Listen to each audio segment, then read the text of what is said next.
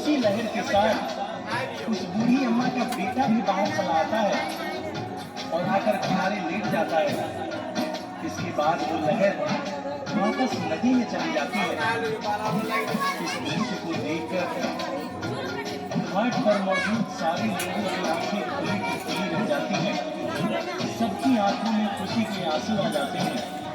इधर अपने बेटे को पाकर वो बूढ़ी अम्मा मारे खुशी के रोए जा रही थी और उसकी पत्नी भी अपने पति को जिंदा देखकर उससे लिपट गई और जोर जोर से रोने लगी। ये सारा दृश्य चल ही रहा था कि बादलों की तेज आवाज के साथ एक आकाशवाणी में छठ माता ने उस बूढ़ी अम्मा की बहू से बोला, मेरी पुत्री, मैं कभी अपने बच्चों का अहित नहीं करती हूँ। मैंने तुम्हारी आंखों से अज्ञान का पर्दा हटाने के लिए तुम्हारे पति को पानी में डुबोया था। पुत्री, मैं सदैव अपने भक्तों की रक्षा करती हूँ। मेरे प्यारे भक्त, इस धूम कलयुग में जो भी व्यक्ति मेरा व्रत और मेरी पूजा मन से करता है, मैं उसकी सारी मनोकामनाएं पूर्ण करती हूँ। इतना कहकर छठ माता अंतर्ध्यान हो गई। घाट पर मौजूद सारे लोग छठ माता के नाम की जय जयकार कर रहे थे। प्रिय श्रोताओं, इस कथा से हमें यही सीख मिलती है कि हम चाहे कहीं भी रहें, हमें अपनी संस्कृति को नहीं भूलना चाहिए। साल में एक बार संजय तिवारी, साउंड इंजीनियर कैलाश डंडिया, मैक्स स्टूडियो दिल्ली, संगीतकार लवली शर्मा, देशवासियों को छठ पूजा की हार्दिक शुभकामनाएं। किसी भी त्रुटि के लिए हम क्षमा प्रार्थी हैं। जय छठ मैया।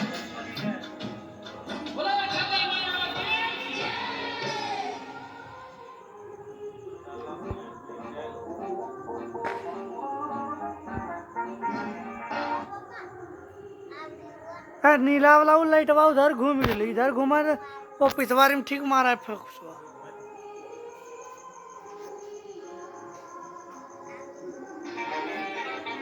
आई वाला बदले ना से खाली ब्लू है के खड़ा है।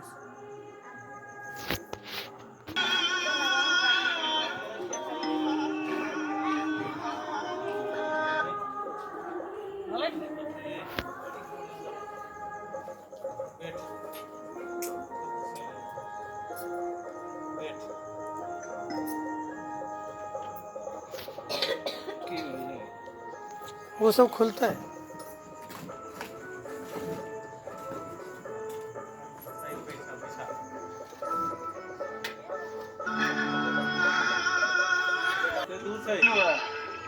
कहीं जी दीदी के घरे गई रहनी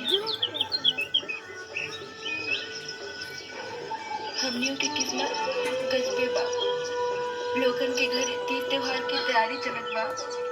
हमने खाए खातिर तरसत पानी जा।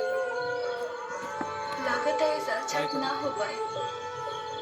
ना ही हो, हमार पैर जाकर बजारे भारत में सब ठीक हो जाए। एकर हरियर का नहीं जला, हरियर का एकर हरियर का नहीं जला, हरियर का हाँ ये जला ले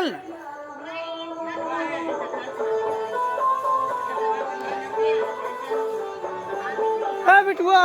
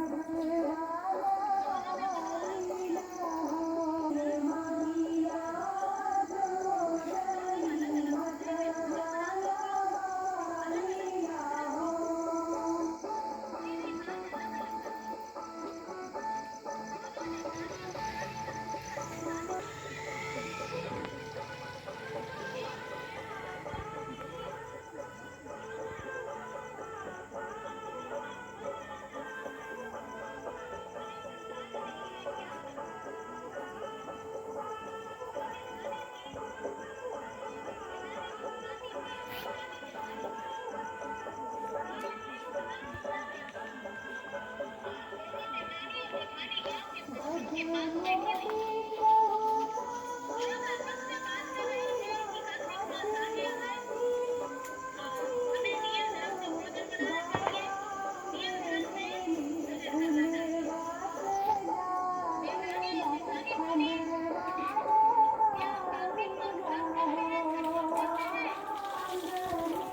नहीं लीजिए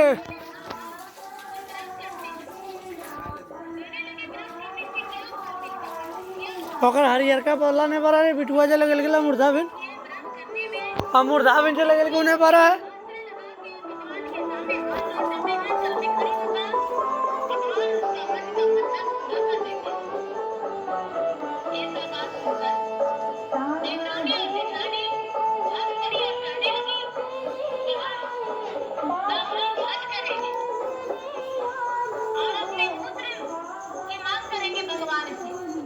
और सच्चे मन से लगन से दोनों अपना घर आई, नियम नियम से खाना बनाने लगी।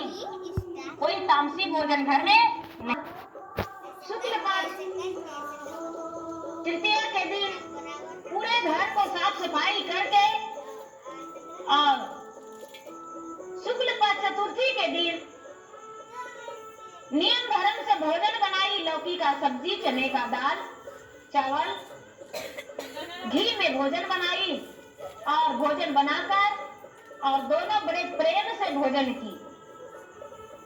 जो छोटी वाली थी, छोटी वाली अपने अड़ोसन पड़ोसन के घर में भी थोड़ी थोड़ी बांट लाई और थोड़ा सा भोजन कुत्ते के लिए निकाल दी, दे दी और थोड़ा सा गौ माता के, थोड़ा सा पक्षी लोग के भी एक पत्ते पर धर दी कि पक्षी रानी आप भी भोजन कर लेना। और बड़ी वाली जो थी थोड़ी सी बनाई और थोड़ी सी खा ली। नहाई खाई तो बीत गया दीदी। अब लोहंडा का दिन आ गया जिस दिन खीर बनाते हैं हम लोग और खीर बनाकर भगवान का भोग लगाते हैं।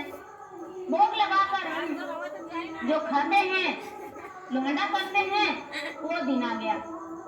तो दोनों देवरानी और जेठानी अपने अपने कमरे में भगवान के भोग के लिए भोजन बनाई। भोजन बनाकर शाम के समय में खरना करने के लिए बैठ गई।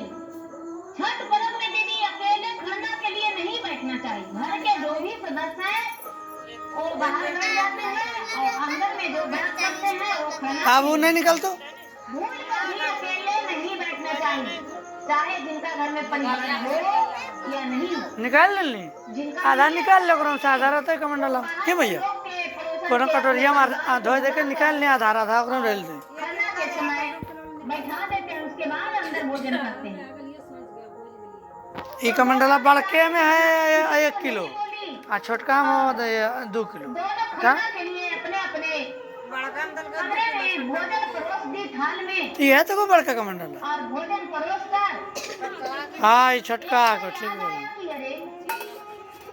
हम तो सारा कुछ कर दिए हैं पर दीपक जलाने को लिए तो भूल ही गए। नहीं दिया लाए हैं, नहीं घी लाए हैं। अरे हम तो कलसा रखने नहीं किए, हम नहीं कलसा रखे, नहीं दीपक जलाए। अब दोनों का भोजन परसा हुआ था दीदी 5-5 थाल में। एक अपना लिए, गौ माता के लिए, भगवान के लिए। वहां पर नेज खाना निकाल के परोस के रख दी थी। अब दोनों क्या की कि अंदर में दोनों घी बाती लाने के लिए और कलश लाने के लिए। तब तक बाहर 2 कुत्ता था दीदी। वो कहता है कि अरे भैया बड़ा सुंदर इस घर से धमक आ रहा है। दूसरा कुत्ता एक उजड़ा कुत्ता था, एक काला कुत्ता। हमें निकाल दे चल। हाँ हाँ बहुत सुंदर खुशबू आ रहा है जी।